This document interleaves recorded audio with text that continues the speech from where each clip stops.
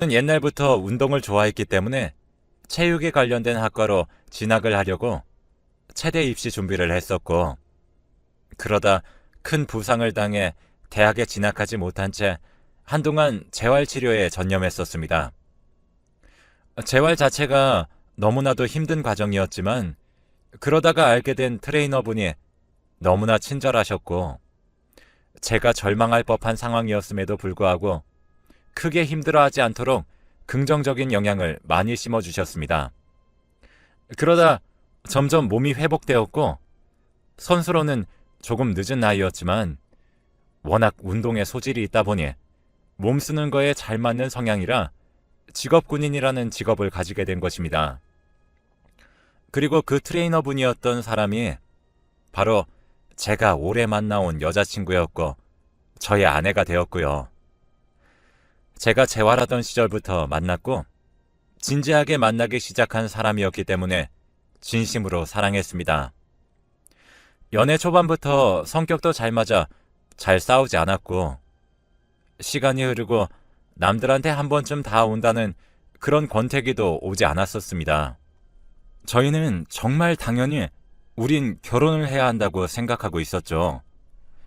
결혼을 하게 되면 제 직업이 군인이기 때문에 나라에서 저와 여자친구 둘이 머물 수 있는 집을 제공받을 수 있었고, 그래서 집에 대한 큰 걱정이나 근심은 가지지 않고 있었습니다. 지금 돌이켜봐도 참 행복한 20대 시절이었지만 결국 현재는 이혼했어도 아내와 저는 그땐 참 행복해했으며 예쁜 커플이었어요. 저는 성실하게 군인으로서의 책임을 다했고 또 가정에도 충실했으며 아내 역시 그랬습니다. 아내는 결혼을 하고 나서부터는 경제활동을 하지 않았으며 전업주부로서 최선을 다하는 편이었죠. 그렇게 저희는 정말 행복한 날들을 보내고 있었는데 저희에게는 딱 하나의 문제가 생긴 게 되었네요. 바로 아내 건강이 좋지 못했기 때문에 아이를 임신하기에 쉽지 않았다는 점이었습니다. 하지만 저희 부부는 아이를 가질 생각이 없었기 때문에 그렇게 신경 쓰지 않았고 반려동물을 입양해서 키우며 더할 나위 없이 행복한 결혼 생활을 할 수 있다고 생각했습니다. 아내의 건강이 안 좋아 잘 돌봐줄 사람이 필요했는데 저는 직업 특성상 개인 시간을 많이 활용할 수 없는 사람이라 매번 아내한테 미안한 마음이 컸죠. 그리고 저희 아내는 일본이라는 나라를 참 좋아했는데 제게 이런 부탁을 하더라고요. 여보, 1년 정도만 일본에 가서 요양을 하고 내 건강을 위해 한번 일본에 가서 살아봐도 괜찮을까? 라고 조심스럽게 물었습니다. 저는 결혼한 지 몇 년이 되지 않았고 신혼이라면 신혼인 시기였는데 아내 없이 지내는 날들이 힘들 것 같았죠. 하지만 건강이 좋지 않은 아내를 위해 저는 허락할 수밖에 없었고 아내는 1년 3개월 정도 일본에서 요양을 하다 왔습니다. 그 기간 동안 아내를 만나러 휴문할 일본에 갈까도 했지만 시간적으로나 금전적 상황이 여의치 못했고 아내도 본인 때문에 제가 일본까지 오는 걸 극구 말렸기 때문에 정말 꾹 참고 견뎌냈어요. 그러다가 1년이란 시간이 생각보다 금방 흘러 아내는 활기를 되찾은 모습으로 한국으로 돌아왔습니다. 공기 좋고 좋아하는 것들이 가득인 도시에서 휴양을 한다는 일이 참 중요했다는 아내의 선택. 그렇게 저희는 행복한 결혼 생활이 몇 년 흘렀고 결혼 생활은 여전히 좋았습니다. 어느 날 정말 갑자기 아내는 저에게 아이를 입양해서 자식을 키우는 게 어떻겠냐며 제안해왔죠. 너무 갑작스러운 제안이었기 때문에 아내에게 선뜻 대답을 하지 못하고 오랜 시간 동안 생각을 했는데도 불구하고 사실 저의 친자식이 아닌 다른 사람의 자식을 입양한다는 것이 쉽게 결정 내리고 받아들이기는 쉽지 않았어요. 아내에게 아직 입양은 힘들 것 같다고 말했고 아내도 제 의견을 받아들일 줄 알았죠. 아내가 무조건적으로 입양을 바라는 것은 아닌 줄 알았는데 아내는 자신의 고집을 꺾지 않고 한 번 더 저에게 부탁했습니다. 정말 꼭 아이를 키워보고 싶다면서요. 저는 너무 당황스러웠지만 아내의 완강한 부탁과 고집을 이기기 힘들었고 결국 아내의 뜻대로 입양을 하기로 결정했었습니다. 입양 과정과 기관 등 매우 많은 것들을 알아봐야 했고 상대적으로 아내에 비해 개인 여유 시간이 적었던 저는 전적으로 아내에게 모든 걸 맡길 수밖에 없게 되었네요. 군인으로 살다 보면 생각보다 하루가 짧고 제가 개인적으로 활용할 수 있는 시간이 주말을 제외하고는 별로 없으니까요. 그렇게 시간이 흘러 아내가 입양기관을 통하지 않고 어느 한 인터넷 사이트로부터 아이를 알게 되었는데 그 아이에게 개인적으로 연락을 해서 만나고 서서히 입양 과정을 거치는 게 어떻겠냐고 제안해 왔습니다. 오랜 고민 끝에 기관을 통한 입양이 아닌 다른 방법으로 아이를 데려오기로 결정한 아내의 뜻에 전혀 의심이나 수상하다는 생각은 전혀 없었습니다. 이미 아내의 뜻대로 입양을 결정했을 때 어쩌면 저는 아내의 결정을 모두 따르려고 마음 먹었던 것 같거든요. 아내는 제가 쉬는 날로 식사 자리를 만들어 보겠다고 이야기하였고 아내는 갑자기 그 날이 오기 전날 개인적으로 그 아이를 먼저 만나봐도 되겠냐고 제게 물어보더군요. 저는 당연히 문제 없다고 대답했습니다. 아내와 그 아이는 이미 여러 번 만남을 가졌던 상태에서 어느 날 하루 약속을 잡고 그 남자아이를 만나게 되었는데 그 아이는 수줍지만 착하고 선해 보이면서 어린 나이지만 저처럼 운동을 좋아한다고 말을 했습니다. 까무잡잡한 피부와 작은 눈을 가지고 있었고 축구를 가장 좋아한다고 말했죠. 7살이라는 어린 나이의 아이였지만 빨리 학교에 가서 친구들과 축구를 하고 싶다는 말이 굉장히 제 뇌리에 꽂혔어요. 그래서 아내와 달리 입양에 소극적인 태도를 가지고 있었던 저도 어느덧 그 아이에게 마음을 내주게 됐고 정말인지 제가 아빠가 될 용기가 생기게 되었습니다. 그래서 저희는 아이를 입양하기로 결정했고 아기의 이름은 저와 아내의 이름에서 한 자씩 가져와 유민으로 새로 지어주게 되었습니다. 아이가 이미 아내로부터 입양에 대한 정보와 저희의 배경에 대해 충분한 안내를 해주었고 오히려 입양을 기다리고 있었던 터라 저희에 대한 거부감을 보이지 않았습니다.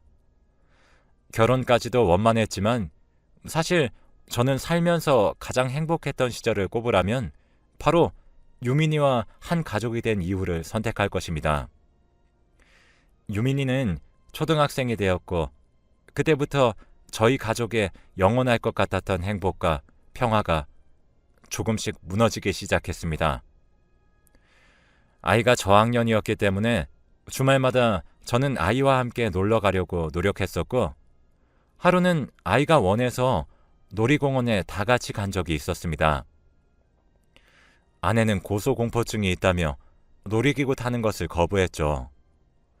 그런데 저와 아이가 같이 타자고 졸라서 결국 놀이기구를 같이 타게 되었는데 아내가 갑자기 큰 고통을 호소하며 갑작스럽게 쓰러졌고 저희 가족의 고통은 바로 그때부터 그렇게 시작되었습니다. 사실 아내의 머리 안에 큰 혹이 자라고 있었던 사실을 놀이공원에서 쓰러지기 며칠 전 병원에서 검사를 받아 이미 알고 있었습니다. 의사 선생님께서 악성인지 그냥 물혹인지는 더 정밀한 검사를 받아봐야 한다고 하였고 결과가 악성이라면 상당히 심각한 상황이란 이야기를 들었습니다. 저와 아내는 충격이고 절망에 빠졌지만 아내는 다른 사람이 보기에 아파 보인다거나 힘들어하지 않았고 제가 평일엔 계속 일을 하니까 주말이라도 아내와 아이와 함께 시간을 보내며 제가 할 수 있는 한 많은 추억을 쌓을 수 있게 만들어주는 게 우선이라고 생각했었습니다.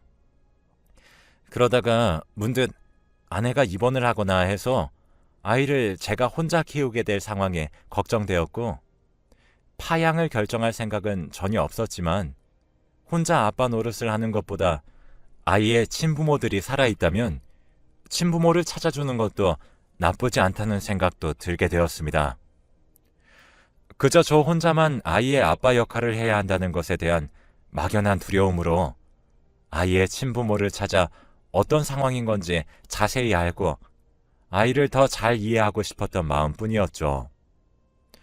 하지만 아내에게 제 생각을 말할 수는 없었고, 그래서 저 혼자 몰래 인터넷 사이트에 아이의 친부모님을 찾는 글을 올리게 되었습니다.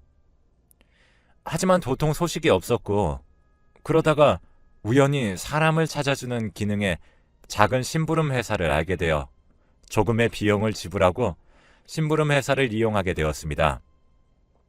초반 무렵 아이와 친부 친모 관계가 아님을 증명하기 위한 서류를 요청받았고, 공식 기관을 통해 입양한 아이가 아니기 때문에 별다르게 인증할 방법이 없어 저와 아내와 그리고 아이의 유전자 대조 결과를 제출하려는 생각이 들었죠. 이때까지만 해도 아내에게 이 사실을 말하지 못한 채 저 혼자 행동하고 결정했으며, 상황이 어느 정도 진전되고 나면 아내에게 말해줄 생각이었습니다. 제가 말을 하지 않은 것은 잘못된 행동이긴 했지만, 그 당시에 저는 당장 몸이 아픈 아내에게 짐을 더 얹어줄 수 없다는 생각이 컸거든요. 아내와 아이의 머리카락을 얹는 일은 정말 생각보다 쉬웠고, 저는 평일 쉬는 날을 열심히 활용해 아이가 12살이 되던 해 처음으로 유전자 검사 결과를 받아보게 되었습니다.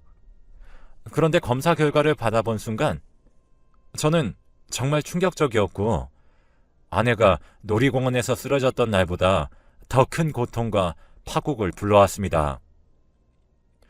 저와 아이는 당연히 친자 관계가 아니라는 결과가 나왔는데, 아이와 아내 사이의 유전자 검사 결과는 놀랍게도 친자 관계라고 떡하니 적혀 있는 게 아니겠어요. 저는 검사 결과가 잘못됐다는 생각이 들었고, 이건 오류일 거라고 믿고 싶었습니다. 전 아내를 살면서 단 한 번도 의심해 본 적이 없었거든요. 정말로 완벽하게 아내를 신뢰하고 믿어왔기 때문에 결과를 보고도 한 2주가량은 정신을 차리지 못한 채 결과를 받아들이지 못하고 졸지에 한 번 더 유전자 검사를 의뢰하게 되었습니다. 결과는 저번과 똑같았습니다. 저는 이 상황을 어떻게 받아들여야 할지 머리를 망치로 때린 듯한 기분으로 시간이 지났고, 직장 생활, 즉 군 생활을 제대로 할 수 없어 훈련을 받다가 골절 사고까지 당하게 되었습니다. 병원에 입원해서 통원 치료를 받아야 돼서 직장을 병가휴직을 내게 되었네요. 저는 점점 망가져갔고 제 속은 속대로 곪고 있는 중이었습니다. 그러자 제가 이상하단 걸 깨달은 아내가 먼저 원래 암투병 중인 사람보다 옆에서 간호하는 사람이 더 힘들 수 있으니까 기분 나쁘게 생각 말고 함께 정신과 심리 상담 받아보는 게 어때? 라고 했습니다. 이렇게 천사같이 다정한 사람이 어떻게 저한테 그런 행동을 할 수 있는지, 아직 아내에게 친자 검사 결과에 대해 말하기 전이라 아내의 말대로 심리 치료를 받고 극복해 보기로 결정했습니다. 그러면서 의사 선생님께는 제 사정을 솔직하게 털어놓게 되었습니다. 의사 선생님에게 많은 조언을 받고 다행히 저와 아내를 모두 동시에 상담하셨던 그 의사 선생님은 뭔가 이상함을 감지하셨던 건지 제게 이런 말씀을 해주셨습니다. 아내가 어디가 어떻게 아픈지, 정말 아픈 게 맞는지, 그리고 아이와 아내 사이의 친자 결과가 어떻게 된 일인지 서로 마주할 용기가 생기지 않는다면 강요할 수는 없지만 이 모든 심리적 불안감과 아픔은 그곳에서 유발된 것이며 현실을 마주하지 않으면 극복하기에 힘들다고 말씀해 주셨어요. 저는 그 말을 듣고 힘을 얻어 의사 선생님께 많은 조언과 피드백들을 받았어요. 우선 아내에게 이 사실을 말하지 않는다면 저 혼자 어떠한 해결도 할 수 없다는 것을 크게 깨달았습니다. 그래서 아이와 아내와 함께 떠나는 여행을 계획하였고, 아이가 먼저 잠든 밤 아내에게 이야기를 털어놓기 시작했죠. 당신이 아픈 이후로 아이의 친부를 궁금히 여기다 우연히 유전자 검사를 해야겠다는 결심을 갖게 됐고, 검사를 봐버렸어. 라고 조심스럽게 말했습니다. 그 이야기를 듣던 아내의 눈빛은 크게 요동쳤으며, 처음으로 천사 같은 저희 아내가 제 아내 같지 않다는 생각이 들 정도로 아내는 흥분하며 제게 화를 냈습니다. 자기가 오죽하면 그랬겠냐고 말하며 제가 받아들이기 힘든 말을 계속했습니다. 어떻게 된 일인지 들어보니 아내는 저를 만나며 저 몰래 불륜을 저지른 것입니다. 결혼 초반 저를 두고 요양을 한다며 일본에 갔을 때 남자아이를 임신해 출산까지 했다는 사실을 알게 되었죠. 정말 충격이었습니다. 임신을 하고 일본에 간 것인지 아니면 일본에 가서 그런 일을 겪게 된 건지 물었더니 아내는 더 대답해주지 않더라고요. 전 아내가 오히려 당당한 모습으로 나오니까 아내에게 고소하고 법적으로 알아내겠다고 말했고, 사람이 너무 충격을 받아서 그랬던 건지 어쩌면 유전자 검사 결과를 봤을 때 그 충격으로부터 단련이 되었던 건지 모르겠지만 생각보다 침착하게 그 상황을 대처할 수 있었습니다. 아내는 법으로 하지 말자고 솔직하게 다 말해주겠다고 했어요. 아내는 한국에서 저와 연애할 때 직업 군인이었던 제가 같이 시간을 보내지 못할 때마다 큰 외로움을 느꼈었다고 했습니다. 그러다 우연히 휴대폰 어플로 알게 된 남자와 동네 친구가 되었다고 합니다. 제 직업 특성상 몇 년에 한 번씩 발령받는 도시를 옮겨야 했고, 어찌 보면 아내의 외로움은 당연했을 수도 있지만 모두가 외롭다고 해서 그 외로움이 외도로 이어지지 않는다고 생각합니다. 그러다 그 남자랑 정이 들었고, 저와 그 남자 둘 다 놓칠 수 없었던 제 아내는 안정적인 직업을 가진 것으로 보이는 저와 결혼했지만 그 남자와 계속 연락해왔고, 저희가 임신이 안 되던 이유도 저는 아내의 건강 때문이라고 생각했는데 알고 보니 병원에서는 아내의 자궁 건강엔 이상이 없다고 했답니다. 결국 임신이 안 됐던 원인도 오로지 제 문제였던 것을 알게 됐고요. 아내는 아이를 갖고 싶었고, 아이를 갖고 싶다는 마음이 아주 컸기 때문에 오래 만남을 가져오던 그 불륜남과의 임신을 계획했다고 했습니다. 저는 사람이 어떻게 그렇게 사악하고 못될 수가 있는지 그때 처음 알게 되었고, 저를 배신하고 오랫동안 제 옆에서 착하고 헌신적인 아내 역할을 했다는 것이 정말 무서울 지경이었습니다. 지금 생각해보니까 인간은 본인의 목적과 이해관계에 따라 천사가 되기도 하고 악마가 되기도 하는 것이 세상의 이치인 것 같습니다. 저는 그날 아내를 통해 모르고 살고 있던 진실에 대해서 깨닫게 되었고, 아내와 아이와 인연을 끊기로 결심했습니다. 아내한테는 정이 이미 떨어졌고 아이에게도 마음을 바로 뗄 수 있을 줄 알았는데 생각보다 아이를 정말 제 친자식처럼 생각했던 건지 아이와의 이별이 많이 힘들었습니다. 하지만 마음 굳게 먹고 저는 아내와 이혼하고 그 후엔 아이를 본 적이 없습니다. 큰 충격으로 인해 직장도 잃고 몸도 다친 저는 이후 몇 년간은 재활과 정신적인 극복에만 집중했습니다. 그렇게 시간이 많이 흐른 뒤 재활을 마친 저는 재활에 대해 자세히 알게 되어서 그동안 모아온 돈으로 재활이 끝난 다음에 재활센터와 체육관을 창업하게 되었습니다. 생각보다 센터 운영은 순조로웠고 저는 큰 돈까지는 아니었지만 직업 군인일 때보다 훨씬 더 여유로운 삶을 살 수 있게 되었습니다. 몸 관리를 열심히 하고 여유가 생기다 보니 이혼을 하고 지금은 50대의 나이가 되었지만 새로운 사람을 만나 연애할 수 있는 기회도 종종 있었고 저는 전 아내로부터의 트라우마로부터 점점 벗어나고 있었습니다. 그러던 어느 날 센터를 관리하기 위해 직접 출근했던 날이었습니다. 대학생으로 보이는 평범한 한 남학생이 카운터 앞에서 쭈뼛거렸고 저는 등록을 하러 온 신규 손님인 줄 알고 저희 센터 직원을 불러 그 손님에게 연결시켜 주었습니다. 그 손님이 자꾸 힐끔거리며 주위를 둘러보는 태도가 심상치 않다고 느껴졌던 저는 그 사람이 나간 후 저희 직원에게 상담 내역을 보여달라고 했고 상담을 하기 위해 적은 이름과 번호를 보고 저는 정말 충격이었습니다. 제가 옛 부인과 함께 키우던 유민이라는 그 아이였습니다.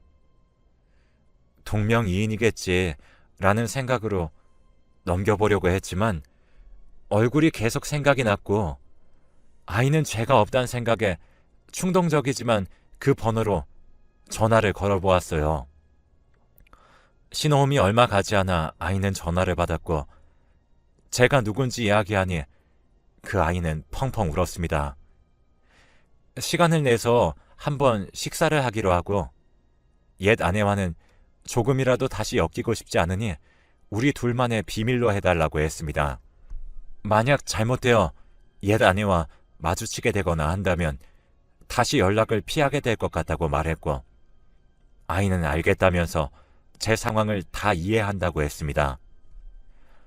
시간을 잡고 그 아이를 만나니 어렸을 때부터 철이 들었던 아이는 눈치가 빨랐던 건지 모든 사정들을 다 알고 있었습니다. 제가 진심으로 베풀어 주었던 사랑과 행동에 늘 감사해하고 있었고 본인의 친엄마가 제게 줬던 상처에 대해 본인도 부끄럽게 생각한다고 정말 어른스럽게 이야기하네요.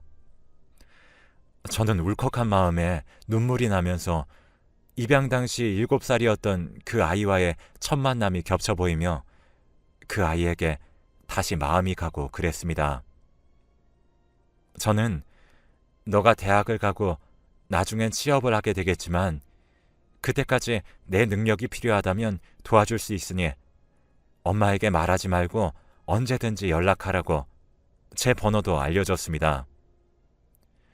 충격적인 사실을 통해서 아내와 이혼을 하게 되었고 제 친자식이 아닌 사람과 인연을 이어나간다는 것에 대해 걱정을 가지는 주변 지인들이 많지만 저는 아이는 죄가 없다는 생각으로 그런 마음을 베풀게 되었습니다. 하지만 아이는 시간이 지날수록 제게 사소한 용돈이나 집안 형편이 어렵다면서 저에게 금전적으로 도와달라고 요청하는 빈도가 상식을 벗어난 수준으로 점점 많아졌고 혹시 아내가 아이 뒤에 있는 건 아닌지 오만 생각과 의심이 다 들더군요. 현재는 그 아이와 인연을 끊은 상황입니다.